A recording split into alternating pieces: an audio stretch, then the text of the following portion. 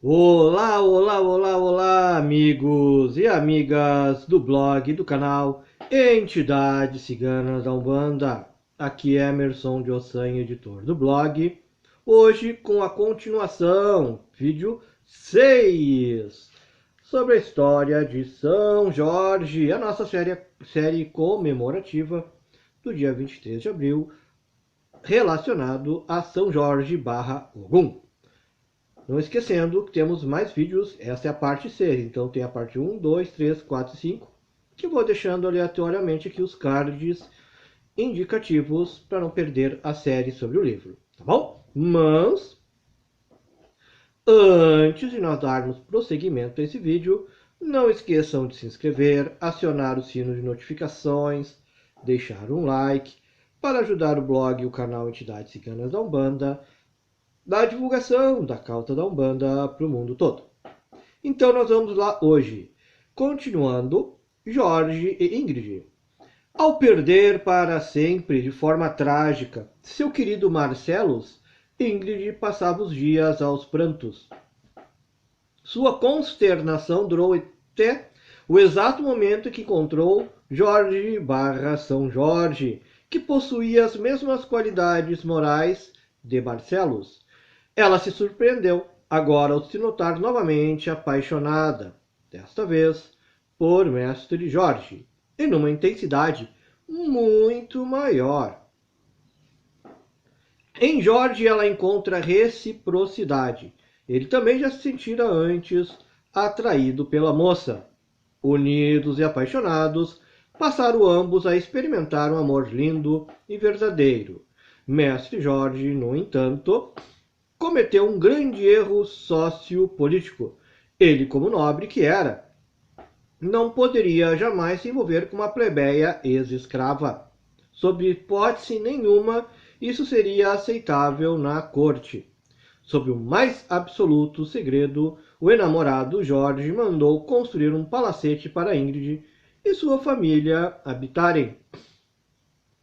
O que ele não poderia imaginar, todavia, era que seria traído em sua confiança por um soldado de suas tropas, de nome Fabricius, desde longa data um apaixonado por Ingrid, mas não correspondido. Por ironia, era graças à influência de Jorge que Fabricius tinha acesso a Valéria, filha de Diocleciano. O soldado sabia que Valéria morria de amores por Jorge e nutria a esperança de algum dia conquistar seu coração. Ela não desconhecia as intenções de seu pai, o imperador Diocleciano, de casar os dois, fazendo Jorge o futuro imperador. Entretanto, eles não eram namorados. Era aí, apenas amigos. Assim, Ingrid, a jovem salva por Jorge, passou a ser o alvo de uma trama armada em conjunto por Fabricius, que a amava, e por Valéria, que amava Jorge e queria ver Ingrid afastada dele. Parecia praticamente uma novela mexicana. A inveja, o ódio e o recalque dos dois deram origem a planos maquiavélicos de destruição. A morte do rei Kartef. Continuando. Enquanto Ingrid está prestes a ser vítima de um conluio, o primeiro-ministro Jorge recebe uma mensagem vinda da Capadócia, trazida por um emissário do rei Kartef, seu pai. Então o rei Kartef era o pai de São Jorge. O comunicado pedia seu retorno urgente, informando que o rei havia sofrido um mal súbito e estava febril e em coma, apresentando um quadro clínico bastante complicado. Os médicos que atendiam o rei confabulavam assustados, pois desconheciam a origem do grave mal. Sem perda de tempo, visto tratar-se de emergência, Jorge ruma à sua cidade natal. Mas quando lá chegou, era tarde demais. Seu pai, o rei Kartef, já havia falecido. Nada mais poderia ser feito a não ser preparar o féretro. Entristecido com a perda do pai, Jorge se vê investido de uma nova e inesperada realidade, não só existencial, mas política. Agora ele é o rei. Após meditar com profundidade sobre o fato e sabendo da responsabilidade das suas atribuições ao Império Romano, com muitos compromissos assumidos, e eram vários, Mestre Jorge renuncia formalmente ao trono. Para assumir seu lugar, convoca um antigo amigo de infância chamado Gustavo de Hohenzollern, um militar de 25 anos, de casta nobre, da sua máxima confiança. Ao renunciar ao reinado, Jorge abria mão de um grande império e de parte de uma imensa fortuna que manda distribuir entre seu povo. Somente impôs uma condição: se algum dia retornasse, reassumiria o Império Asiático. Atendendo um pedido do próprio rei Kartef, Jorge ordena a cremação do corpo do falecido pai. Mais tarde, as cinzas foram jogadas no rio Nilo, no Egito. Kartef, nos seus últimos momentos, também ordenara que fossem libertados todos os escravos do Palácio Real, até porque Jorge não iria ocupar o local, uma vez que havia se radicado em Roma. Jorge, por sua vez, antes de retornar a Roma, também tomou certas medidas. Anistiou o imposto da população mais pobre, criou novas leis mais justas, mandou distribuir alimentos aos mendigos, providenciou ajuda de custos a todas as famílias indigentes que possuíam mais de 4 filhos. Libertou os prisioneiros que cumpriam pena por terem roubado para comer, entre outros tantos benefícios. Gustavo, que recebeu de Jorge o encargo de reinar na Ásia, tinha muitas semelhanças com o amigo primeiro-ministro de Roma, a começar pelo aspecto físico, pois eram muito parecidos de rosto e de corpo. Igualmente, nenhum nem o outro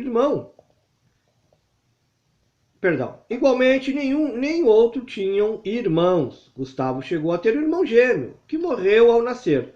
Seu pai, um bravo general, fora assassinado em uma conspiração.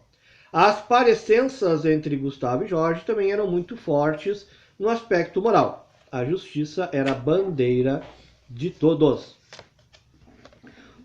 Próximo capítulo, o plano contra Ingrid é executado. Prestem bem atenção agora nessa parte.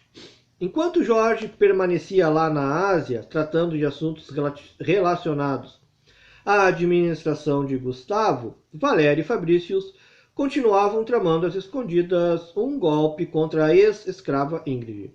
Cada um deles tinha a sua razão específica para eliminar a jovem germânica da vida de Jorge da Capadócia.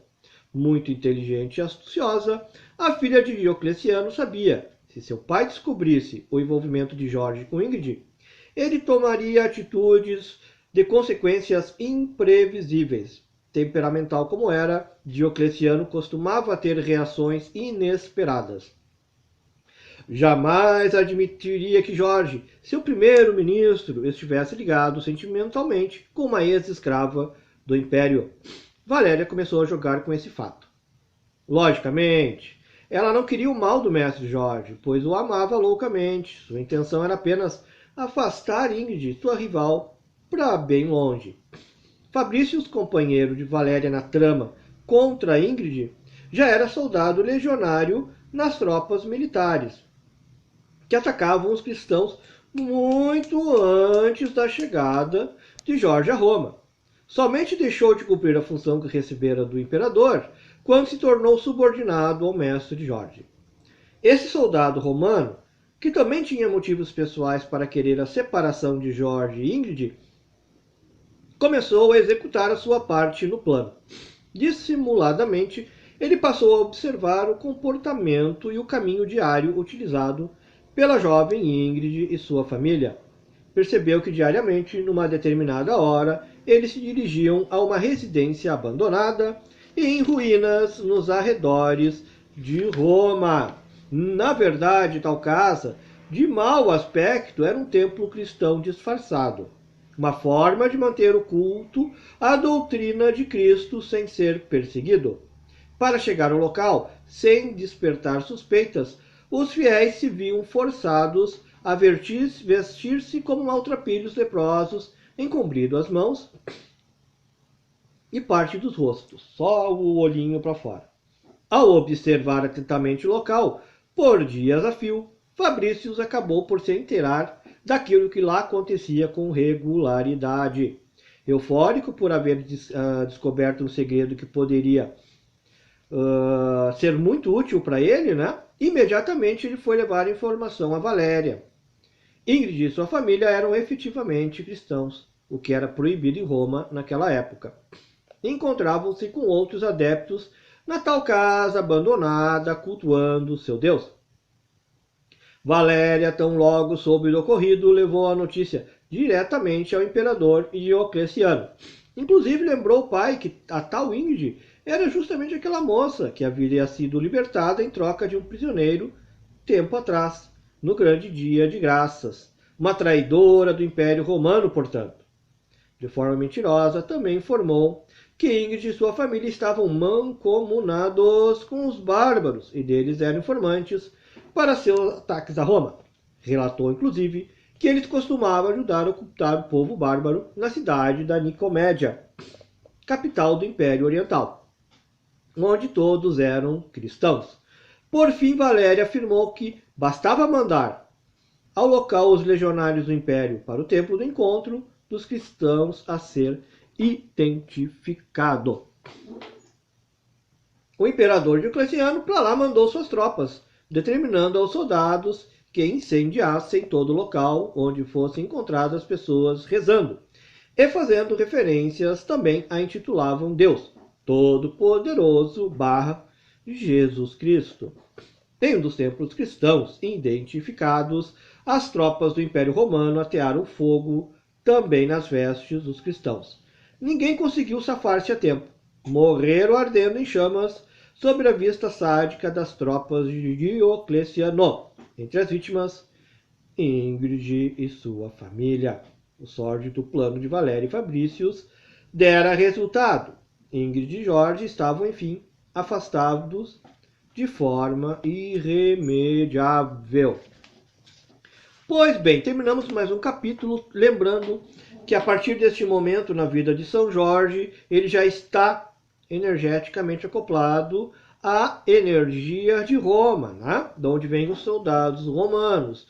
E podemos ver que na nossa linha de Umbanda, os caboclos ligados a São Jorge / Ogum são basicamente soldados romanos.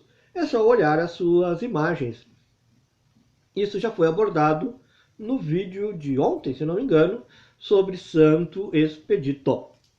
Terminamos mais um capítulo sobre a vida e história de São Jorge e aguardem que vem vindo mais vídeos sobre a vida e a história de São Jorge. Não esqueçam de se inscrever, acionar o sino de notificações e deixar o like para ajudar o blog e o canal Entidades Ciganas da Umbanda a divulgar a Umbanda e a vida de São Jorge / Ogum para o mundo todo.